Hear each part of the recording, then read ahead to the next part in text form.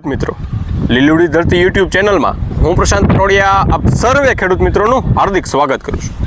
ખેડૂત મિત્રો, આ વર્ષે પાણીની ખૂબ ઘટ છે અને ઓછા પાણીએ ઘણા બધા ખેડૂત મિત્રોએ જીરુનો અખતરો કર્યો છે અને જીરુનો પાક આમ તો ઓછા પાણીએ થઈ જાય છે, પરંતુ ઓછા પાણીની સાથે સાથે ટેકનોલોજીનો જો ઉપયોગ કરવો હોય તો ટેકનોલોજીમાં આ જે ડ્રીપ પદ્ધતિથી આ જીરાનું વાવેતર અહીંયા આપણે ગોંડલ તાલુકાના મોટી ખિલોરી ગામે થયું છે, એના વિશે આજે પૂરેપૂરી જાણકારી લેવી છે। અને તમે આખા ખેતરમાં આ કેમેરો ફેરવો તો જોવો કે એક ધારો પાક ઊભો છે। આ જીરાનો જે છોડવો છે ખૂબ ભરાવદાર, ખૂબ સરસ ફૂટવાળો, જેના દાણાય બહુ સારા ભરાય છે, એકદમ ભરાવદાર દાણા છે અને ક્યાંય પણ તમને એવું ન લાગે કે આ પાકને ક્યાંય પાણીની ઘટ છે। તો આ પદ્ધતિથી ખેડૂત મિત્રોને બીજાને વાવેતર કરવું હોય તો કઈ રીતે કરાય એના વિશે આજે પૂરેપૂરી માહિતી મેળવવી છે। સૌપ્રથમ આપનો પૂરેપૂરો પરિચય આપો। રાજેશભાઈ હેમરાજભાઈ રામોલિયા, બરાબર, ગામ મોટી ખિલોરી, જિલ્લો રાજકોટ, તાલુકો ગોંડલ। બરાબર। રાજેશભાઈ, આ વર્ષે આપણે કેટલા વીઘામાં જીરું વાવ્યું છે? 3 વીઘામાં જીરું વાવ્યું છે। હા, અને વીઘે કિલો જીરું વાવ્યું છે। 1 વીઘે 1 કિલો જીરું। 1 કિલો જીરું, બરાબર। હવે આ ડ્રીપમાં વવાય એવો તમને વિચાર ક્યાંથી આવ્યો અને આ ડ્રીપમાં તમે કઈ રીતે વાવેતર કર્યું અને પિયત કેવી રીતે આપ્યું એના વિશે બધી માહિતી મારા ખેડૂત। આ મારા મિત્ર છે ઉમેશભાઈ જીવરાજભાઈ રામોલિયા, એનો દત્તાણું લઈ આવ્યો હતો, બરાબર, એને વાવેલું હતું। નકર મારે તો હોળની દાળીએ વાવવું, પછી એનો દત્તાણ કમ્પ્લીટ હતો એટલે મને એમ થયું 18ની દાળીએ એમને વાવી દઉં। બરાબર। પછી આપણે 18ની દાળીએ વાવ્યું, પણ વાયા પાઇપ કાઢી લીધો। બરાબર। મોટી મોટરનું પાણી નથી, 1.5ની મોટર સિંગલ ફેઝ મોટર છે અને કૂવામાં ક્યાંય ભેગું થતું નથી, એટલે ડાયરેક્ટ ડીપમાં સડાવ્યું। બરાબર। એટલે પ્રેશર ન થાય એટલે પછી 18ની દાળીએ વાવી દીધું। બરાબર। પેલા પાઇપ માયાથી કાઢી લીધો, પેલા સાહમાં મૂકી દીધી, એક લઈને એક સાહમાં। બરાબર।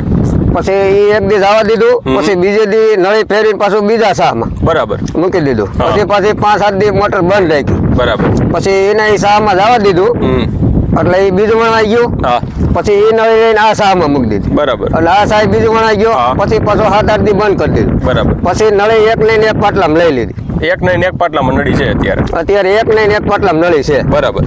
એટલે પછી એને એક દી જવા દેવાનું, પછી પાછું 10 દી બંધ રાખવાનું। બરાબર। પછી ઓલી નળીમાં જવા દેવાનું, ઓલી નળી બંધ કરી દેવાની। બરાબર। એ રીતનું પિયત આપ્યું। બરાબર। 10 નળીમાં પાણી જવા દઉં। બરાબર। સિંગલ ફેસની મોટર છે, 1.5ની મોટર છે। 1.5ની સિંગલ ફેટની મોટર, હા, અને પોણાની દંડી છે। બરાબર। એ રીતનું આ વાવેતર કરેલું છે। એ રીતે આ વાવેતર કર્યું છે અને આ વખતે તમે આ ડ્રીપથી વાવેતર કર્યું તો ઓછા પાણીએ બહુ સરસ જીરું દેખાય છે। તો ક્યાંય તમને એવું લાગ્યું કે ભાઈ આને પાણીની ઘટ છે, અથવા તો છૂટા પાણીએ કર્યું હોય તો આનાથી સારું થાય, અથવા તો ડ્રીપમાં સારું થાય? તમને શું સારું લાગ્યું? મને તો આ સારું લાગ્યું। મેં છૂટા પાણીએ વાવેલું છે, બીજે જમીન છે ત્યાં, બરાબર, એના કરતાં જીરું વધુ થાય અને એમાં વીઘે મેં 2.5 કિલો વાવ્યું છે। વીઘે 2.5 કિલો વાવ્યું છે? હા, અને આ કિલો વાવ્યું છે। બરાબર। તો એમાં 7-8 મણ થાય અને આમાં એટલું થાય। બરાબર। અને એમાં દવાના કરતાં ડબલ આવી ગઈ, ડબલ દવા નાખી? ડબલ દવા આવી ગઈ। બરાબર। આમાં આપણે દવા ખાતરમાં શું શું કર્યું છે? દવા ખાતરમાં કાંઈ નહીં, થ્રીપની દવા અને ડાયથન 1 કિલો લઈ લીધો તો, 2 વસ્તુ હાલે છે, બીજી કોઈ વસ્તુ દવા મારી નથી। બરાબર। બીજી કોઈ દવાની જરૂર નથી? નહીં।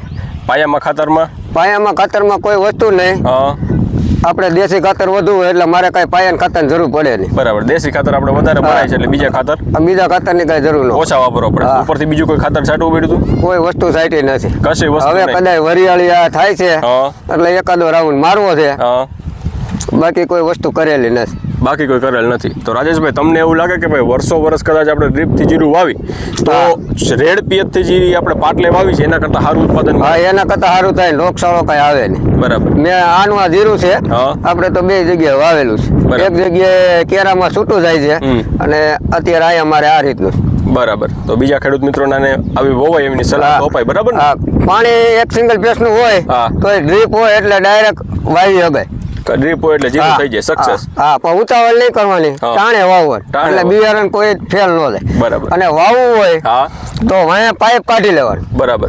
2 ઇંચ ઊંડું વાવવાનું, વાયા પાઇપ કાઢી લેવાનો અને એની માથે નળી મૂકી દેવાની। એની માથે નળી મૂકી દેવાની? મેં ટ્રાય મારી એક નાડાવા, વાયા પાઇપ આપ્યો, ત્યાં ઉગ્યું નહીં, ત્યાં ન ઉગ્યું, એ ઊંડું બહુ થાય। બરાબર છે। તો જેમ રાજેશભાઈ આપણને અહીંયા બતાવ્યું કે એમની વાડીએ એમણે 2 અલગ અલગ ખેતર છે, એક જગ્યાએ રેડ પિયતમાં જીરું છે, એક જગ્યાએ અહીંયા ડ્રીપમાં જીરું છે. ડ્રીપમાં જીરામાં કેવા એને ફાયદા બતાવ્યા કે એક તો એને બિયારણ ઓછું જોયું. 18ની જાડીએ વાવેતર છે ને, 18ની જાડીએ વાવેતર છે એટલે વીઘે માત્ર 1 કિલો. જ્યારે આપણે છૂટા પિયતમાં વાવતા હોય તો વીઘે 2 થી 2.5 કિલો બિયારણ જતું હોય. બિયારણનો ખર્ચો ઘટ્યો.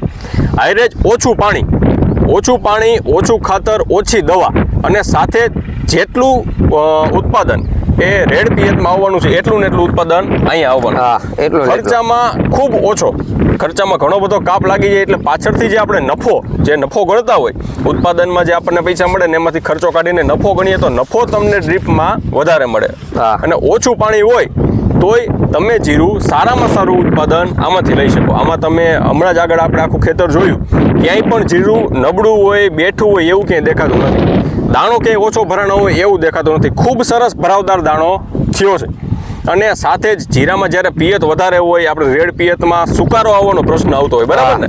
તો આપણને આમાં એવું કંઈ દેખાડતું સુકારો દેખાણું નથી, ક્યાંય સુકારો આવવાનો પ્રશ્ન નથી કે પીળીઓ નથી, હવે જાંબલી નથી થયો. ઓલા કને તો જાંબલી પીળીઓ એટલો થયો મારે. બરાબર, રેડ પિયતમાં એ બધી વસ્તુ રેડ પિયતમાં એ બધી વસ્તુ થઈ. બરાબર, રેડ પિયતમાં જ્યારે ભેજ વધી જતો હોય ત્યારે સુકારો આવે, જાંબલી આવે, પીળીઓ આવે. પરંતુ ડ્રીપમાં આપણે જ્યારે માપે ડોડે પાણી જતું હોય તો ઓછા પાણીએ ખૂબ સારામાં સારું ઉત્પાદન મળે એવું અહીંયા રાજેશભાઈના ખેતર ઉપરથી સાબિત થાય છે.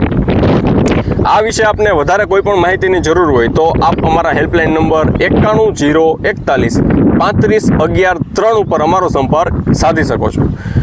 આપ જો અમારી ચેનલમાં નવા હોય તો ખાસ વિડીયોની નીચે જે લાલ કે કાળા કલરનું સબસ્ક્રાઇબ બટન છે એને દબાવી દેજો કે જેથી અમારા નવા વિડીયો આવતા હોય તો તરત તમને તમારા મોબાઈલ ઉપર નોટિફિકેશન મળે. ફરીથી મળીશું ખેતીને લગતી કંઈક નવીન પ્રકારની માહિતી સાથે. અત્યાર માટે બસ આટલું જ. ખૂબ ખૂબ આભાર. જય જવાન, જય કિસાન.